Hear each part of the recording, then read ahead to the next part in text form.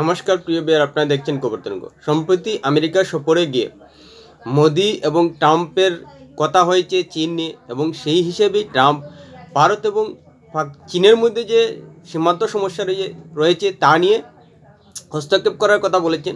মোদি সরাসরি নাকচ করে দিলেন দ্বিপাক্ষিক সম্পর্কে হস্তক্ষেপ করার কথা। সেই সঙ্গে চীন নিয়ে যে মোদি এবং ট্রাম্পের মধ্যে আলোচনা হয়েছে তাও জানা গেছে। আর সেই হিসেবেই সাংবাদিকরা ইন্ডিয়ান ওভারসিজ কংগ্রেসের প্রধান শ্যাম পেত্রুদাকে প্রশ্ন করেছিলেন, মোদি এবং ট্রাম্প কি চীনের আগ্রাসন রুখতে পারবে? সে নিয়ে উত্তর দিতে গিয়ে শ্যাম পেত্রুদা বললেন, চীন আমাদের শত্রু নয়, চীন থেকে আমাদের কি ক্ষতি হতে পারে বোঝা যায় না। অন্যদিকে ভারতের বিরোধী দলনেতা রাহুল গান্ধী চীনের প্রশংসা করেন, চীনকে প্রশংসায় ভাসিয়ে দেন। ভারত থেকে নাকি চীন সব দিকে এগিয়ে, শুধু চীন চীন চীন চীন করে যান রাহুল গান্ধী। আবার দেখা যাচ্ছে যে কংগ্রেসের বর্ষীয় নেতা শ্যাম পেত্রুদাও চীনের বিষয়ে বললেন যে চীন ভারতের শত্রু নয়। তাহলে কি মিত্র? শত্রু নয় মানে বোঝাতে চাইলেন মিত্র। এটা কি ধরনের কথা? সত্যি কি ভারত মিত্র? ভারতের মিত্রতার কাজ করছে চীন? করছে কি? আজ পর্যন্ত চীন কি ভারতের মিত্র হয় এমন কাজ করছে? তাহলে America, Bharat, Japan, Australia quad তৈরি হয়েছে কেন? প্রিয় বিয়ার, ভিডিওটা ভালো লাগলে সাবস্ক্রাইব করবেন, এতে আপনার ক্ষতি হবে না, কিন্তু আমাদের উপকার করে দেবেন। ইন্ডিয়ান ওভারসিজ কংগ্রেসের প্রধান শ্যাম পেত্রুদা এক একটা সময় এক একটা মন্তব্য করেন বিজেপি সরকারের বিরোধিতা করতে গিয়ে, যে ভারতের যে ক্ষতি হয়ে যাচ্ছে সেটাই বুঝতে পারছেন না। আসলে কি বলেছিলেন শ্যাম পেত্রুদা? শ্যাম পেত্রুদা বলেছিলেন যে চীন নাকি ভারতের শত্রু নয়, চীনের তরফে ভারতের কি ক্ষতি হতে পারে বোঝা যায় না। আমেরিকার স্বভাব হলো কোনো একটা দেশকে শত্রু দাগিয়ে দেওয়া, সেটা থেকে বেরিয়ে আসা উচিত ভারতের। এখন যুদ্ধ নয়, এগিয়ে চলা।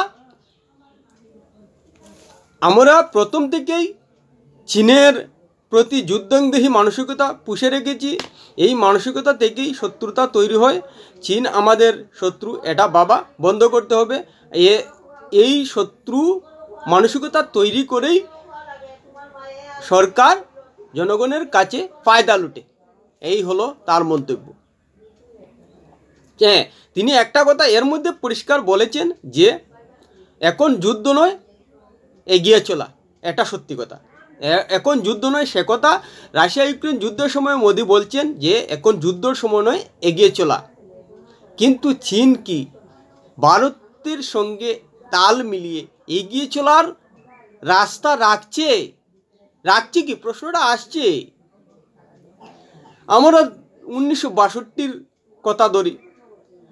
প্রথম প্রধানমন্ত্রী জওহরলাল নেহরু হিন্দি চিনি বাই বাই একটা বিখ্যাত স্লোগান তুলেছিলেন চীনের সঙ্গে সম্পর্ক করতে। কিন্তু আমরা কি দেখলাম? 1962 সালে আচমকা চীন আক্রমণ করে বসলো ভারতে। তারপর আকসাই চীন দখল করে আছে। বিজেপি পাল্টা দিয়েছে যে চীন ভারতের 40,000 বর্গ কিলোমিটার জমি দখল করে রেখেছে।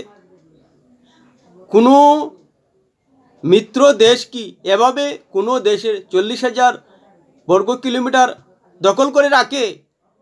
তারপর 2017 সালে ডুকলাম সীমান্তে সংঘাত। কোনো মিত্র দেশ কি এভাবে প্রতিবেশী দেশের সঙ্গে সীমান্ত সংঘাতে জড়ায়?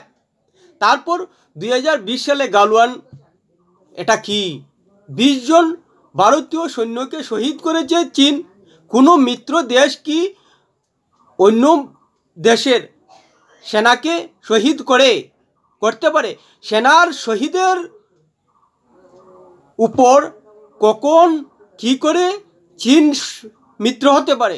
সেই বোধ বুদ্ধি কি শ্যাম পেত্রুদা ভুলে গেলেন যে চীনের দ্বারা গালওয়ানে ভারতের 20 জন সৈন্য শহীদ হয়েছেন, যারা দেশ রক্ষার জন্য জান প্রাণ লাগিয়ে সীমান্তে প্রহরা দেন। সেই সীমান্তে ভারতীয় সৈন্যদের শহীদ করে দিয়েছে চীন। সেই ভারতীয় সৈন্য শহীদ করা দেশ কি করে মিত্র হতে পারে? সেই সঙ্গে অরুণাচল প্রদেশে অনেক অংশ চীন বারবার দাবি করে তাদের নিজেদের অঞ্চল। কোনো মিত্র দেশ কি প্রতিবেশী দেশের অঞ্চল দাবি করতে পারে? এটা কোন ধরনের মিত্র? শত্রু যদি না হয় তাহলে মিত্র তো। তাহলে যদি চীন সত্যিকার অর্থে মিত্র হয়ে থাকে তাহলে কি করে ভারতের অংশ দাবি করে চীন?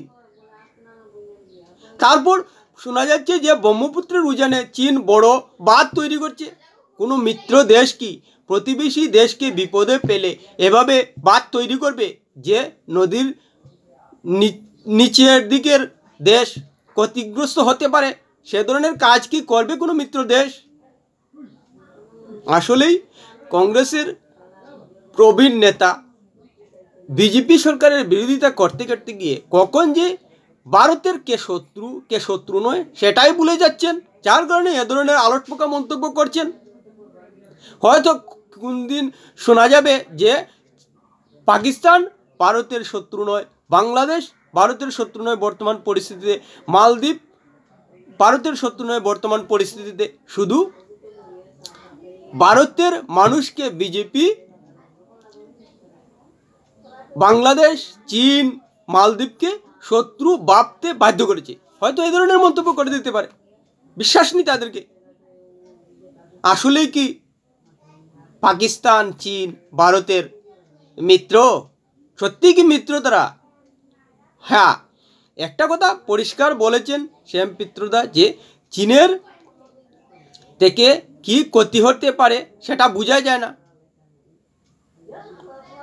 এটা একটা অর্থ হতে পারে যে চীনের তরফ থেকে চোরাচালান এবং সন্ত্রাসী কার্যকলাপ হয় না ভারতে প্রতিনিয়ত। হয়তো এজন্যই বোঝা যায় না যে চীন থেকে কী ধরনের ক্ষতি হতে পারে। যেটা পাকিস্তান এবং বাংলাদেশ থেকে চোরাচালান এবং সন্ত্রাসী কার্যকলাপ হচ্ছে, যার কারণেই বারবার ভারত এবং পাকিস্তান ভারতের কাছে আলোচিত হয়ে থাকে সবসময় সন্ত্রাসী কার্যকলাপের কারণে। আসলে বাংলাদেশ এবং পাকিস্তানে নিজেদের দেশের মানুষের জীবনকে মূল্য দেয় না, যার কারণেই তারা জীবন বাজি রেখে নিজেদের দেশের মানুষকে সন্ত্রাসী কার্যকলাপে উৎসাহ দিয়ে ভারতে পাঠিয়ে দেয়। কিন্তু চীন কোনো অবস্থায় ভারতের মিত্র নয়, হতে পারে না। সৈন্যের মৃত্যুর উপর দাঁড়িয়ে কোনো অবস্থায় চীনকে মিত্র ভাবা যায় না।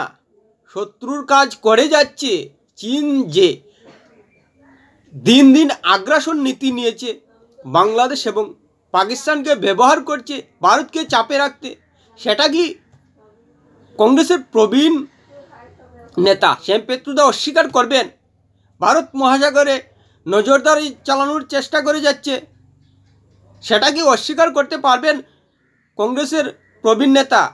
আসলেই কংগ্রেসের প্রবীণ নেতা ভুলেই যাচ্ছেন যে বিজেপি সরকারকে সমালোচনা করা আর দেশের শত্রুকে মিত্রকে সেটা বোঝা যে আলাদা বিষয়, সেটা বুঝতে পারছেন না।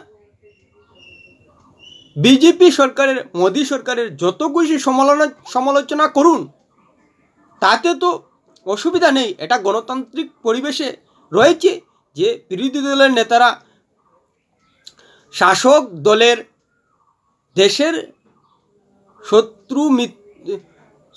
শাসক দলের কাজকর্ম নিয়ে, দেশের ক্ষতি নিয়ে সমালোচনা করবেন।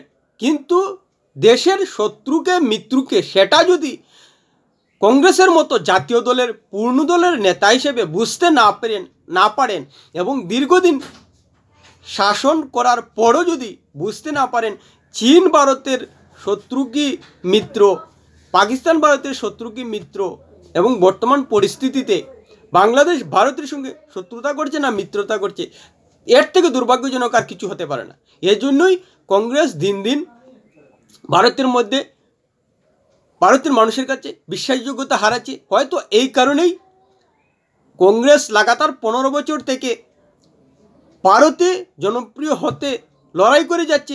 আর এই লড়াই করতে করতে যখন জনপ্রিয় হতে পারছে না, তখন হয়তো কংগ্রেসের প্রবীণ নেতারা হতাশায় এ ধরনের কথাবার্তা বলে দিচ্ছেন, যা ভারতের জন্য সত্যিই দুর্ভাগ্যজনক। প্রিয় বিহার, ভিডিওটি ভালো লাগলে লাইক শেয়ার কমেন্ট করবেন।